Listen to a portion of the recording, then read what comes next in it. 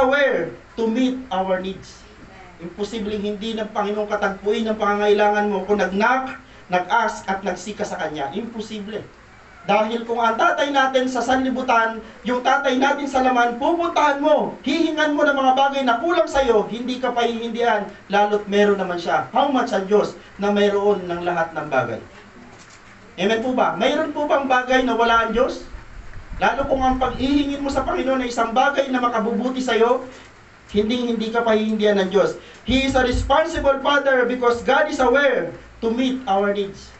Sinigurado ng Biblia na ang Diyos ay mabuting Ama dahil siya'y responsableng Ama na alisto at batid kung ano yung mga pangangailangan ng kanyang anak. Ano ba ang pangangailangan mo ngayon? Name it.